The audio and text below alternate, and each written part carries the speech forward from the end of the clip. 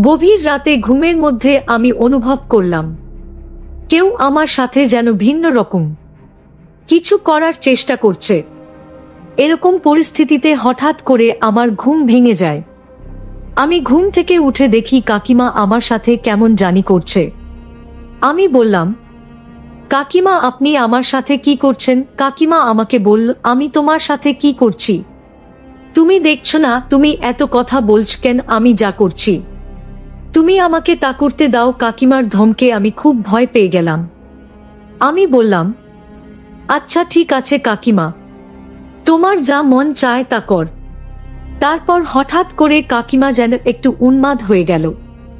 উন্মাদ হয়ে কাকিমা এই জল বৃষ্টির রাতে আমার সাথে যা করল তা শুনলে বন্ধুরা তোমাদের মাথা গরম হয়ে যাবে। বন্ধুরা গল্পটি অনেক অনেক ইন্টারেস্টিং। আশা করি গল্পটি শুনিয়ে তোমরা অনেক মজা পাবে। বন্ধুরা তোমাদের নিকট আমার ছোট্ট একটি অনুরোধ, তোমরা দয়া করে আমার চ্যানেলটিকে সাবস্ক্রাইব করে আমাকে সাপোর্ট করবে। হ্যালো বন্ধুরা, আমি ফারদিন, এটা আমার ছদ্মনাম। বর্তমানে আমার বয়স 25। আজকে আমি তোমাদের মধ্যে যে গল্পটি বলল তখন আমার বয়স ছিল 13 কিংবা 14। আমার কাকা ছিল একজন ছোটখাটো ব্যবসায়ী। মাঝে মধ্যেই কাকা যখন ব্যবসার কাজে বিভিন্ন জায়গায় চলে যেত তখন 3 দিন 4 দিন এমনকি 1 সপ্তাহ পর্যন্ত বাইরে থাকত। যখনই কাকা বাড়িতে থাকতো না তখনই কাকিমাদের বাসায় আমাকে থাকতে হতো। কারণ এক হচ্ছে কাকিমার বিয়ে হয়েছে মাত্র বছর 2 হয়েছে, কাকিমা এখনো কোন সন্তানাদি হয় নাই। 2 হচ্ছে কাকিমা একলা একলা থাকতে অনেক ভয় পেত। কাকা যখন ব্যবসার কাজে বিভিন্ন জায়গায় চলে যেত বাড়িতে আসতে পারত না, তখন কাকিমা একলা একলা রাতে থাকতে পারত না, খুব ভয় পেত। আমাদের বাড়িটা খুব নির্জন ছিল। আমাদের বাড়িতে আর কোনো ছেলে মেয়ে ছিল না। আমার কাকা তো সবে মাত্র কিছুদিন হয়েছে বিয়ে করেছে, আর আমি আমার বাবার একমাত্র সন্তান। আমাদের কোনো ভাই বোন ছিল না। আমাদের বাপ চাচারা মোট 2 জন, আমার আব্বু এবং আমার কাকা, অর্থাৎ এক কথায় বলতে গেলে এই বাড়িতে 1 4 1 5 বছরের ছেলে যদি থাকে তাহলে শুধুমাত্র আমি। রাত্রে কাকিমা যখন একা একা বাসায় থাকতো তখন কাকাই আমাকে বলতো যে তোর কাকিমা একা একা থাকলে সে অনেক ভয় পায়। বাড়িতে তো আমাদের অন্য কোনো মানুষ নাই। তুই আমাদের ভাইয়ের ছেলে হলে কি, আর আমার ছেলে হলে কি? তুই তো আমাদের একমাত্র ছেলে। তুই তো জানিস যে আমি 1 ছোটখাটো ব্যবসা করি। আমাকে মাঝে মধ্যে ব্যবসার কাজে বাইরে থাকতে হয়। যখন আমি বাইরে থাকি তখন তুই আমাদের বাসায় থাকবে, কারণ তোর কাকিমা রাত্রিবেলা একা একা থাকতে পারে না। আর তাছাড়াও তোর কাকিমা প্রেসারের রোগী। আমি যখন বাড়িতে থাকবো না তখন তুই আমাদের বাসার গেস্ট রুমে থাকবে, আর তোর কাকিমার কাছ থেকে টাকা নিয়ে যা বাজার সদাই লাগে সবকিছু করে দেবে, আর তোর কাকিমা দেখাশোনা করবে। ঠিক আছে?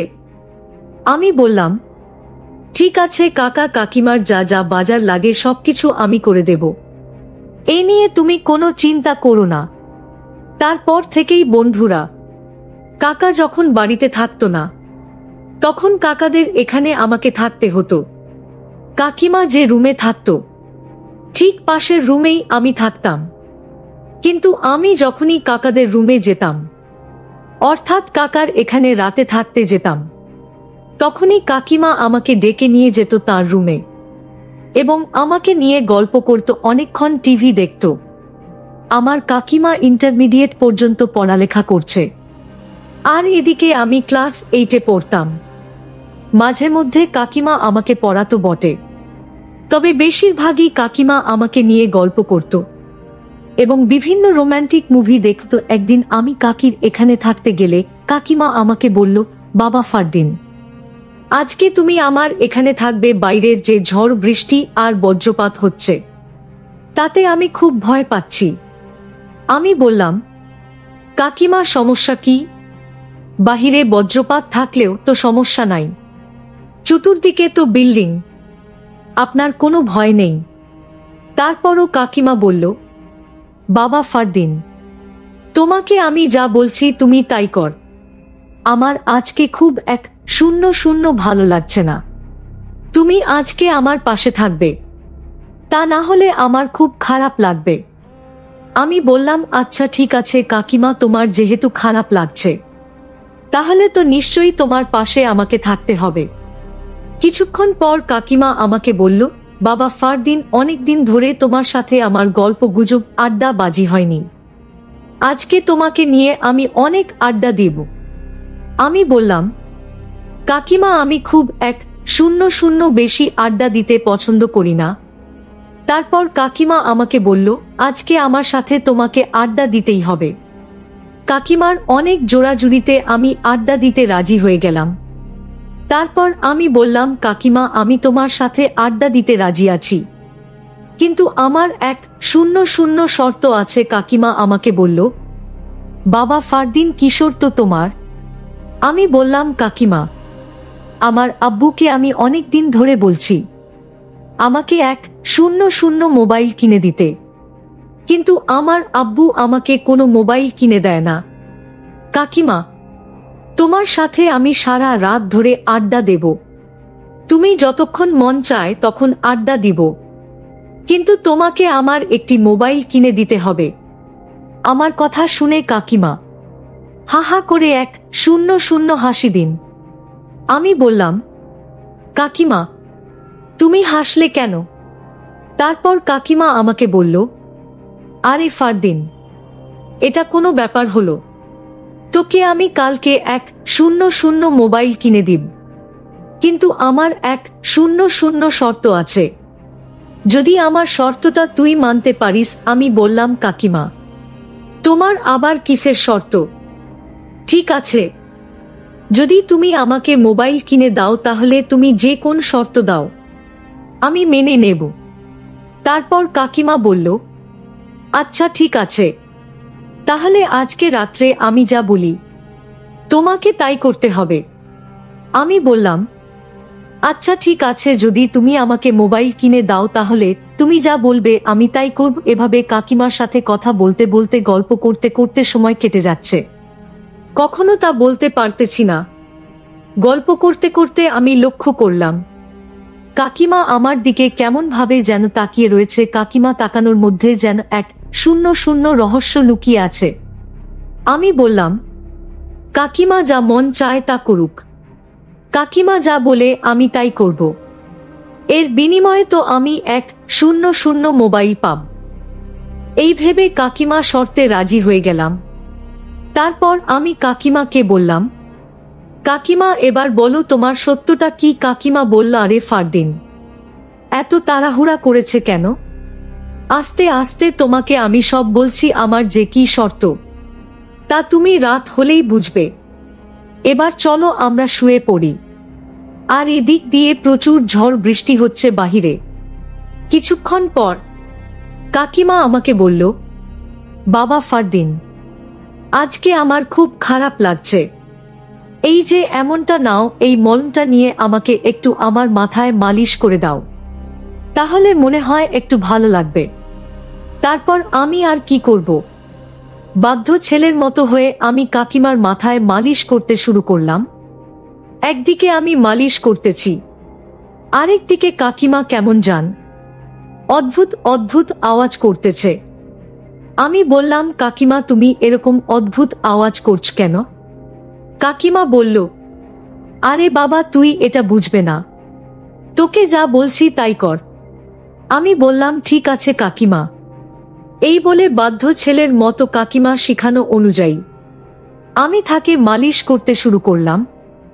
এভাবে মালিশ করতে করতে কাকিমা হঠাৎ করে ঘুমিয়ে পড়ল, আমিও ঘুমিয়ে পড়লাম। গভীর রাতে ঘুমের মধ্যে আমি অনুভব করলাম কেউ আমার সাথে যেন ভিন্ন রকম কিছু করার চেষ্টা করছে। এরকম পরিস্থিতিতে হঠাৎ করে আমার ঘুম ভেঙে যায়। আমি ঘুম থেকে উঠে দেখি কাকিমা আমার সাথে কেমন জানি করছে। আমি বললাম, কাকিমা আপনি আমার সাথে কি করছেন? কাকিমা আমাকে বলল, আমি তোমার সাথে কি করছি তুমি দেখছো না? তুমি এত কথা বলছো কেন? আমি যা করছি তুমি আমাকে তা করতে দাও। কাকিমার ধুমকে আমি খুব ভয় পেয়ে গেলাম। আমি বললাম, আচ্ছা ঠিক আছে কাকিমা, তোমার যা মন চায় তা করে। তারপর হঠাৎ করে কাকিমা যেন একটু উন্মাদ হয়ে গেল। উন্মাদ হয়ে কাকিমা এই জোর বৃষ্টির রাতে আমাকে তার সাথে তাল মিলাতে বলল, অর্থাৎ সে যা যা আমাকে বলল আমি তাই যেন করতে লাগলাম। কারণ আমি যদি কাকিমার কথা না শুনি তাহলে তো কালকে কাকিমা আমাকে মোবাইল কিনে দেবে না। 100 মোবাইলের আশায় কাকিমা যা বলছে আমাকে তাই করতে হয়েছে। তারপর কাকিমা আমার সাথে এরকম ধরনের কাজ করতে লাগলো, যার ফলে আমার অবস্থা খুব খারাপ হয়ে যেতে লাগলো। তারপর আমি কাকিমাকে বললাম, কাকিমা তুমি আমাকে যে কাজ করার ইঙ্গিত দিচ্ছে সেটা করা কি ঠিক হবে? কাকে জানতে পারলে মনে কষ্ট পাবে। তারপর কাকিমা আমাকে বলল, ফারদিন তোমার কি মোবাইল লাগবে না? আমি বললাম যে, কাকিমা লাগবে। তোমার যদি মোবাইল লাগে তাহলে তোমাকে আমার সাথে আজকে 100 কিছু করতে হবে, তাহলেই কেবল তুমি মোবাইল পাবে। তারপর কাকিমা আমার সাথে এমন কিছু করো যে আমার মুখের ভাষায় প্রকাশ করা অসম্ভব। আমিও তখন নিয়ন্ত্রণ হারিয়ে যা করার তাই হলো। তারপর কাকিমার ইচ্ছামতো আমার সাথে অনেকক্ষণ বিনোদন করল। তারপর 100 পর্যায়ে তিনি ক্লান্ত হয়ে গেলেন। তারপর আমি কাকিমাকে বিনয়ের সাথে বললাম, কাকিমা কাকা সাথে কখনো এরকম কিছু বলবেন না। আপনাকে অনুরোধ করলাম, কাকা জানতে পারলে আমাকে মেরে ফেলবে। তারপর কাকিমা বলল, আরে পাগল, তুমি এই বিষয় নিয়ে কোনো চিন্তা করো না। তুমি তো আমার কথা রাখছো তাই না? তোমার কাকা জানবে কি করে এখানে তুমি আর আমি ছাড়া তো কেউ নেই। ফারদিন তুমি অনেক সুন্দর, তোমাকে আমার অনেক পছন্দ। তুমি কিছু 100 ছেলে, তোমাকে আমি অনেক ভালোবাসি, কিন্তু আমি তোমাকে কখনো বলতে পারি নাই। তোমাকে নিয়ে বিনোদন করা আমার অনেক দিনের শখ। আজকে তুমি আমার ইচ্ছা পূরণ করবে, ঠিক আছে ফারদিন? বন্ধুরা, তারপর আমি আর কি করব? আমিও তো একজন মানুষ, আমারও তো কিছু না কিছু আছে। তারপর যা হবার তাই হলো। অনেকক্ষণ বিনোদনের পর ক্লান্ত হয়ে পড়লাম। বন্ধুরা, দিনটি ছিল আমার জন্য অনেক রোমান্টিক, স্মরণীয়। বন্ধুরা, আজকে এই পর্যন্তই। আমি আবার আসব তোমাদের মধ্যে নতুন কোন গল্প নিয়ে। বন্ধুরা, ভিডিওটি যদি ভালো লাগে তাহলে একটি লাইক দাও। বন্ধুরা, এরকম ধরনের ইন্টারেস্টিং ভিডিও পেতে তোমরা অবশ্যই আমার চ্যানেলটিকে সাবস্ক্রাইব করে আমাকে সাপোর্ট করবে। পরিশেষে তোমাদের সকলের নেক হায়াত কামনা করি। ভিডিওটি দেখার জন্য তোমাদের সকলকে অসংখ্য ধন্যবাদ।